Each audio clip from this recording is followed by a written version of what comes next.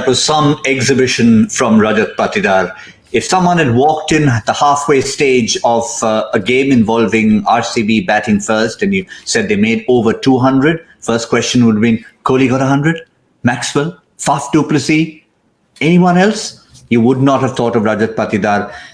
No matter what he might have done otherwise in domestic cricket, when you get your first 100 at this level, and you do it in an eliminator game in this tournament, it's got to be something very special. Second highest total was Dinesh Karthik, 37, and that too he scored most of those runs in the last couple of overs.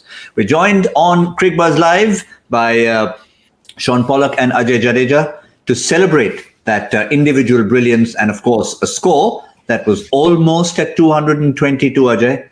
We must have thought there is no way they're getting even past 200 at one stage, but they did pretty well.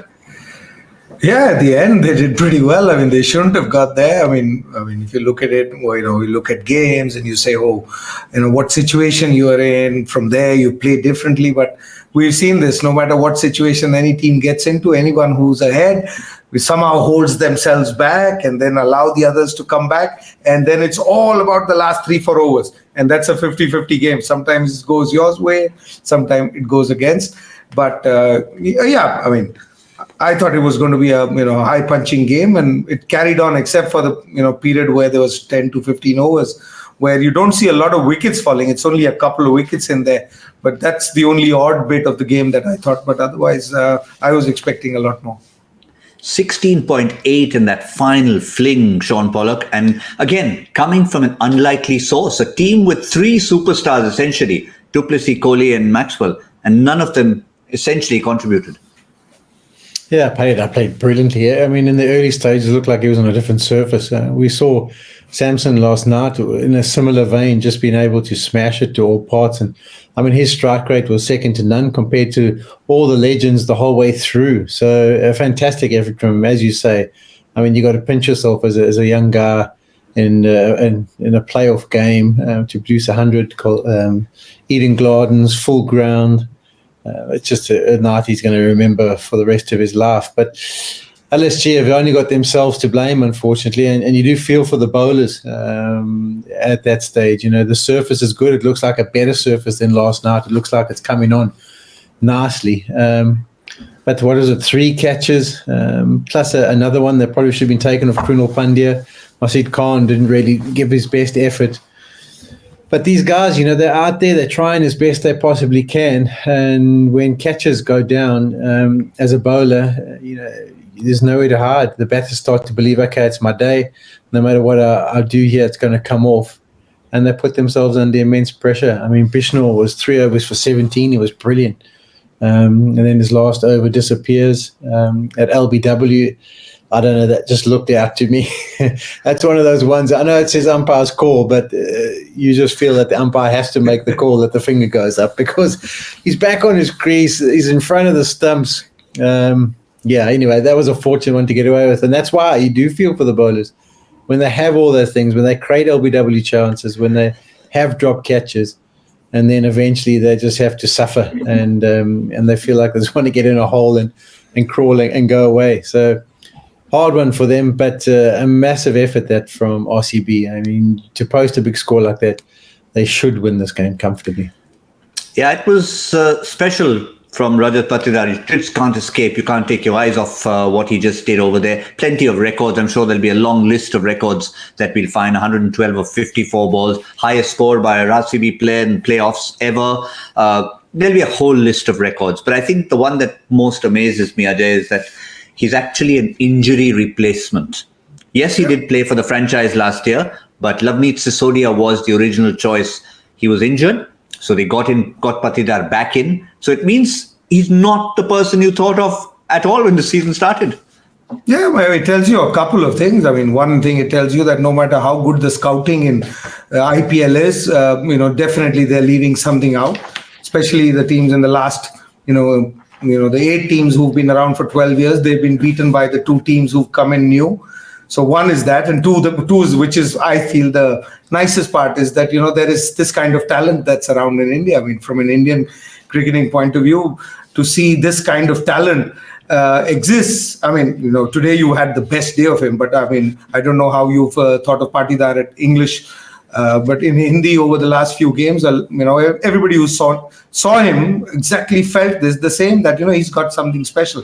What we saw today is absolutely special. He's been lucky as well. He was dropped a couple of times, but he has that talent. So so from an Indian cricketing point of view, it's so happy to see that there is players coming. We've seen enough fast bowlers.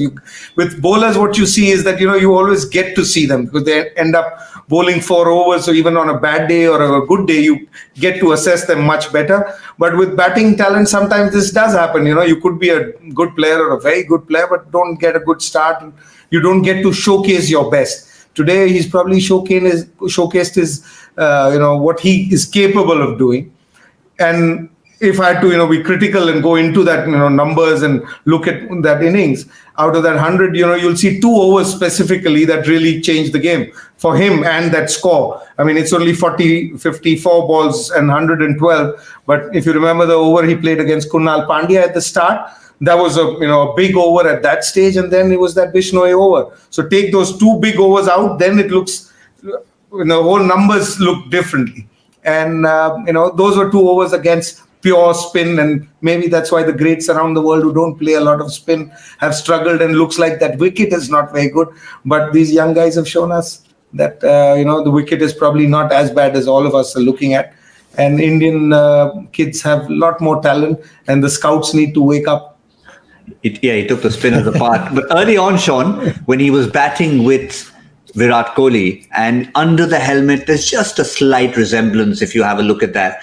And there were at least 3 shots. I was sitting and watching with a few friends, and there were at least 3 shots he hit. One comes to mind, a punch over point, where the bat was like a magic wand. And each time you say, "Oh, great shot, Virat," and you looked again and said, "No, hang on, it's Patidar."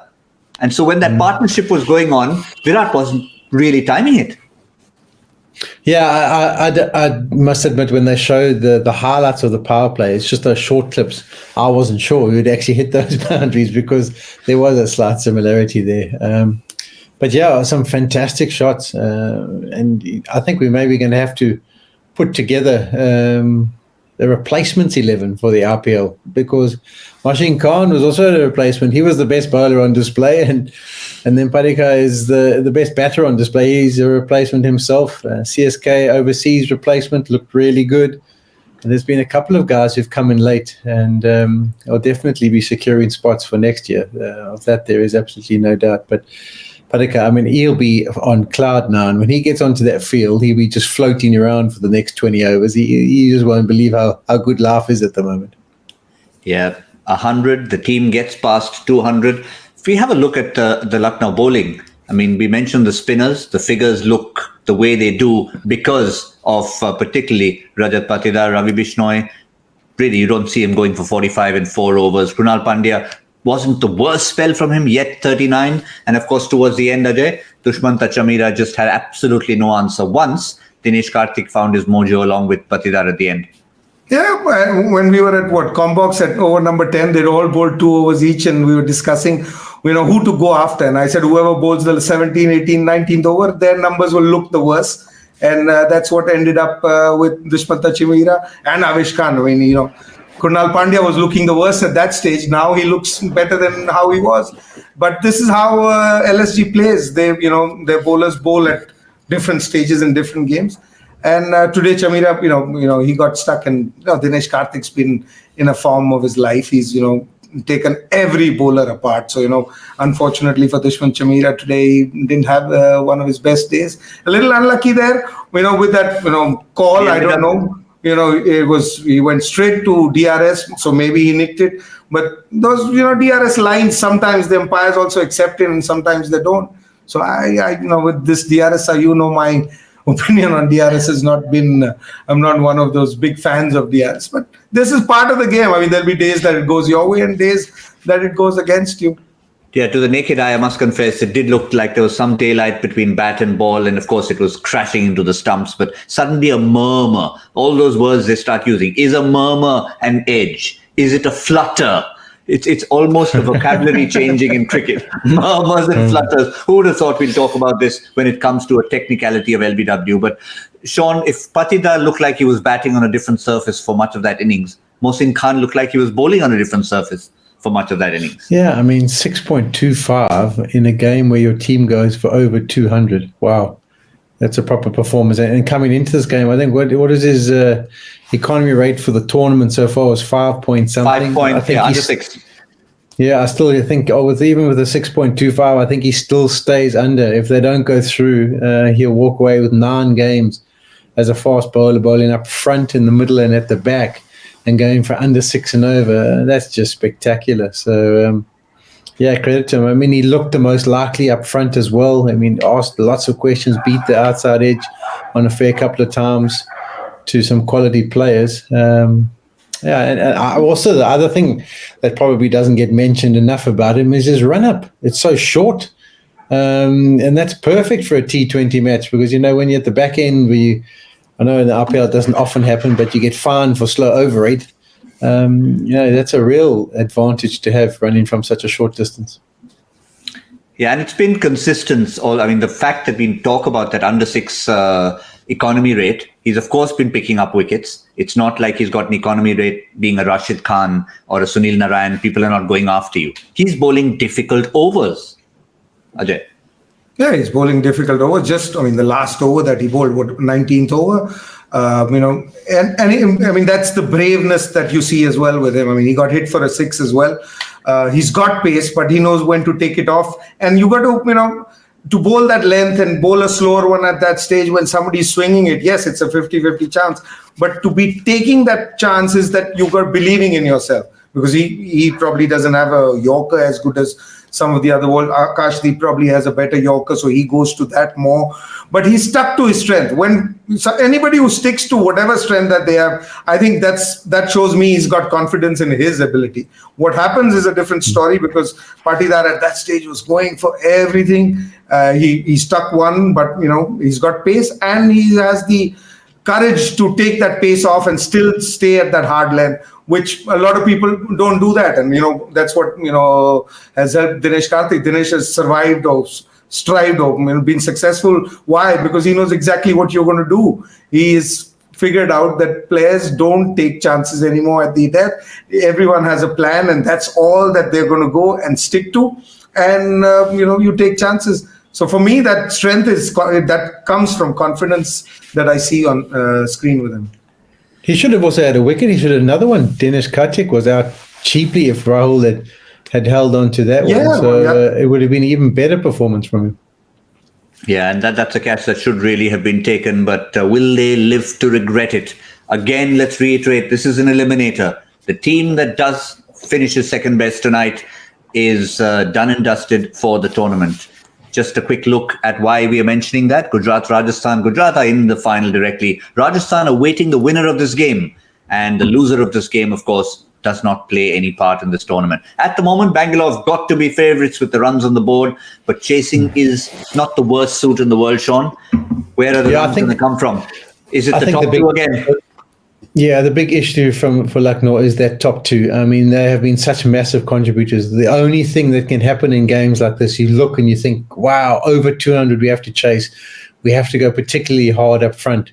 And that's when you offer up the wickets. And then there's no one to really play it the way these two can.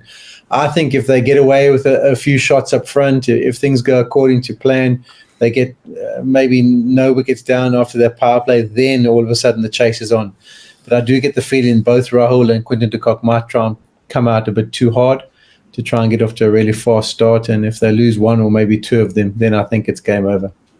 One of the reasons, Ajay, we mentioned KL Rahul's strike rate is very different, batting first and batting second. It's 100 when he chases. So maybe he'll have to tell himself, let me just treat this as batting first. Let's just go out there and express ourselves. Easier said than done. Yeah, easier said than done. And that's what you expect him to do, and that's what he'd want to do. Express yourself. That's what you want to do every time, and play. You actually. That's why we say bat first. Why is that whole batting first thing is that you're only worried about the ball, but now it's that total. So if you can keep that total away and go about, batting the way he does. I mean, if these four at the top, I mean, I look at it as, KL, DK, Lewis and Stoinis. If, any one of them has a day like Patidar, this total also could be chased down. But, I'll go with Shaun because it's easier to say it sitting here and, how we look at it from here. But when you're playing out there, it's that momentum. That's a word you're not allowed to use here, I believe. But the momentum of that game, you've come back into that dressing room. They've scored so many runs. The total's different from what you were imagining what it was going to be at the start of the innings. There's so many things going in your mind. And when you walk in there, so it's at the top. I feel, this, I mean, any total can be chased. But this, if it's going to be chased, then it has to be at the top. There will be a firepower game again at the top. And it'll be over by over number 8, either this way or that way. So I'm with Pollock. You get to over number 8 with 1 down or 2 down, no matter what score, you might chase this down. But if you worry about strike rate, number, where we're going to do it and how we're going to do it, that happens on the computer, not on the ground. Well, let's put ourselves under pressure. I mean, let's pretend we're Lucknow at the moment. We've got to, because we need a prediction to make. We didn't get it right. 177, 222, 190 wasn't close. 200, we were more than 10 runs away from the total. So we need to finish the show with a power play prediction. Shaun, do you have a set 49. number? 49. That's Shaun's set number. Ajay, what about you? They need to get a bit more than that, surely, to score 200 plus. Yeah, whether they score or not, I think score would be past 55. It's how many wickets, because this team plays that way. That's what I'm going at. I mean, I don't know how they're going to play, and all predictions we do here, I don't think whether it's right or wrong, but you can only assess how they're going to play. And we're just having some fun. So what's your number? 55? Yeah, it'll be 55. Okay. All right. Give it one more. Up tak chappan. 56. 56? Yeah, What? just for fun. Okay. No. I was offering it to you. I'm going low. I'm going to go 45. Wow. I mean, from 45, they're not going to get to 210. I know. That's the problem. All right, fine. We'll So you're going with RCB? Yes. Yes. I'm going with my pre-tournament trophy prediction. Wow. Before a single game was played, I picked them to win the Yeah, trophy. I remember that.